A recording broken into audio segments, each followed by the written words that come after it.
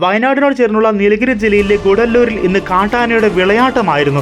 ഈ ഗുഡല്ലൂർ ടൗണിൽ നേരത്തെയും ഈ കാട്ടാന ശല്യം വ്യാപകമാണ്. പകൽ സമയത്ത് പോലും ആളുകൾക്ക് ഈ നഗരത്തിൽ ഇറങ്ങാൻ പറ്റാത്ത സാഹചര്യമാണ് ഇപ്പോൾ ഉള്ളത്. അത്രയ്ക്ക് ഭീകരമായ രീതിയിലാണ് ഇപ്പോൾ കാട്ടാന ശല്യം വ്യാപകമായി വർദ്ധിച്ചു വരുന്ന സാഹചര്യമൊക്കെ ഉണ്ടായിരിക്കുന്നത്. ഇന്ന് രാവിലെയോടെ ഗുഡല്ലൂരിലെ പുഷ്പഗിരി ആശുപത്രിക്ക് സമീപം ഇറങ്ങിയ കാട്ടാന വാഹനങ്ങൾ തകർക്കും, നിരവധി വീടിൻ്റെ ഗേറ്റുകളൊക്കെ തകർക്കുന്ന സാഹചര്യമൊക്കെ ഉണ്ടായിരുന്നു. ഈ ആനയെ കണ്ട് ഭയന്നോടി നിരവധി പേർക്ക് പരിക്ക് പറ്റുന്ന സാഹചര്യമൊക്കെ ഉണ്ടായിരുന്നു. ഏതായാലും ഈ കാട്ടാന ശല്യം നീലഗിരി ജില്ലയിൽ വ്യാപകമായ രീതിയിൽ വർദ്ധിച്ചു വരുന്ന സാഹചര്യമാണുള്ളത്. വയനാട്ടിനോട് അതിർത്തിയോട് ചേർന്നുള്ള നീലഗിരി ജില്ലയിലെ ഉടല്ലൂരിലും പന്തല്ലൂരിലും പാട്ടവയലിലും നെല്ലേക്കോട്ടയിലും അടക്കം പകൽ സമയത്ത് പോലും നേരത്തെയും ഈ കാട്ടാന ജനവാസ മേഖലയിലൊക്കെ ഇറങ്ങി പ്രശ്നങ്ങൾ സൃഷ്ടിച്ച രീതിയിലൊക്കെ ഉണ്ടായിരുന്നു.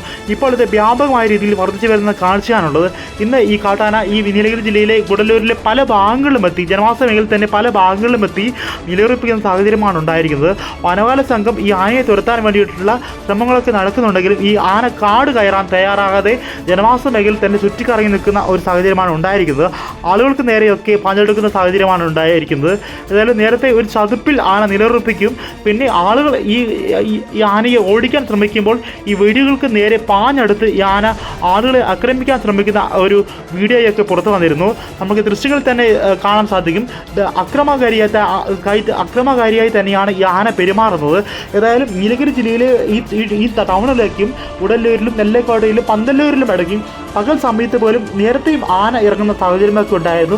രാത്രി കാലങ്ങളിൽ നേരത്തെയൊക്കെ ആന രാത്രി കാലങ്ങളിൽ ഇറങ്ങിയും രാത്രി ഈ കടകളൊക്കെ തുറന്ന് ഉപ്പൊക്കെ ഭക്ഷിക്കുന്ന സാഹചര്യമൊക്കെ ഉണ്ടായിരുന്നു. പക്ഷേ രാവിലെ ആയാലും ഈ ആന കാട് കയറാത്ത സാഹചര്യമാണ് നിലവിലുള്ളത്.